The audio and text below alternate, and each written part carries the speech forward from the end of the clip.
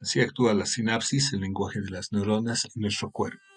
En los anteriores videos del capítulo 5 del libro de las neuronas al cerebro del Dr. John Nichols, hemos avanzado en la descripción de las propiedades eléctricas de las neuronas. Hoy veremos cómo las fuerzas eléctricas y de difusión dan lugar al potencial de membrana y cómo las células pueden generar y propagar señales llamadas potenciales de acción a lo largo de la membrana.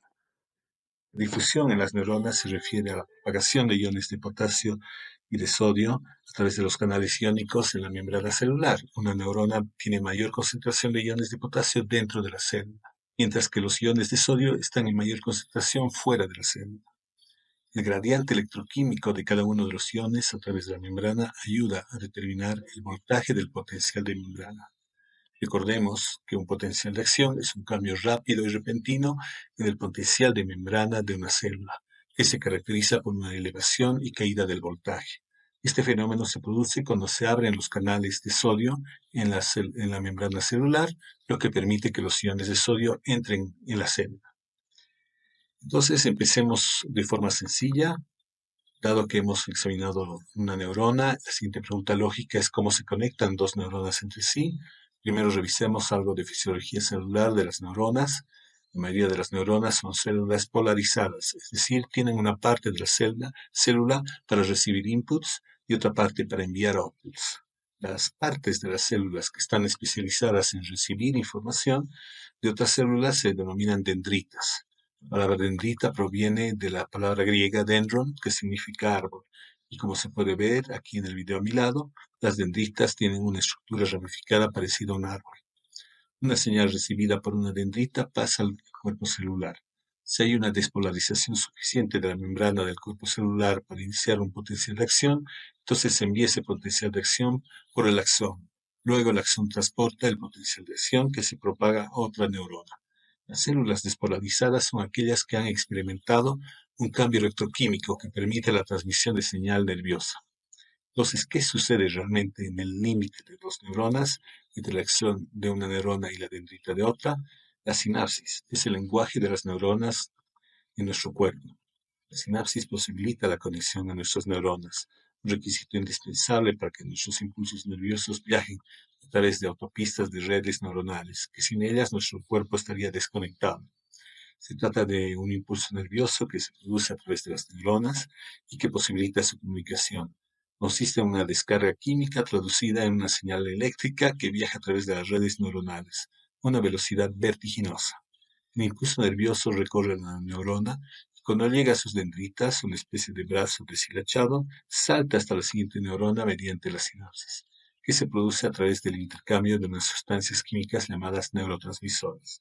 Las neuronas emisoras, según el mensaje que se quiere enviar, liberan un neurotransmisor en particular, como por ejemplo la acetilcolina. Después, esta sustancia química atraviesa el espacio sináptico que hay entre la neurona sináptica y la neurona postsináptica para llegar a la receptora. Las neuronas receptoras cuentan con una estructura química diseñada para unirse únicamente a determinados receptores, como si fueran llaves que encajan en una única cerradura. De ese modo interpretan el mensaje que les llega y es capaz de transmitir a la siguiente neurona. Hay dos tipos generales de sinapsis, la sinapsis eléctrica y la sinapsis química.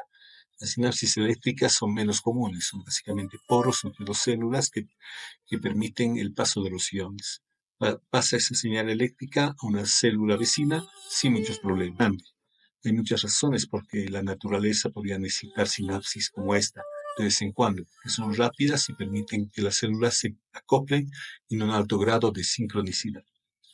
Pero la mayoría de las neuronas están conectadas entre sí por una estructura mucho más complicada, llamada sinapsis química por ligando. En una sinapsis química, en lugar de simplemente transmitir una señal eléctrica de una célula a otra, el potencial de acción viaja hasta la célula del axón y hace que se libere un neurotransmisor químico, como por ejemplo la acetilcolina, en un espacio muy pequeño entre dos neuronas llamada hendidura sináptica. ¿Qué es la acetilcolina? La acetilcolina es el único neurotransmisor producido por el sistema neuronal parasimpático. Tiene diferentes efectos en ciertos órganos y sistemas del cuerpo. En el sistema cardiovascular Hay un cambio de la frecuencia cardíaca, un reflejo cronotrópico negativo, una disminución de la velocidad de conducción del nodo sinoauricular y auriculoventricular y una disminución en la fuerza de contracción cardíaca, el efecto inotrópico negativo. En el tracto gastrointestinal afecta la motilidad y el peristaltismo. En el sistema respiratorio provoca broncoconstricción. En el ojo produce una contracción del músculo circular del iris, generando miosis. Además, permite que se dé un reflejo de acomodación por relajación de las fibras de la sonda, al contraerse el músculo ciliar.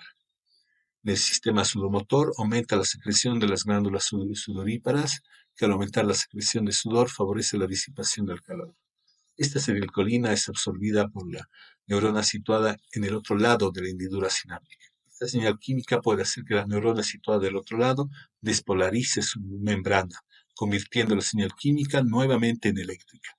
Este paso químico es más lento que la transmisión a través de la sinapsis eléctrica, pero abre un repertorio abundante de tipos de señalización más complejos.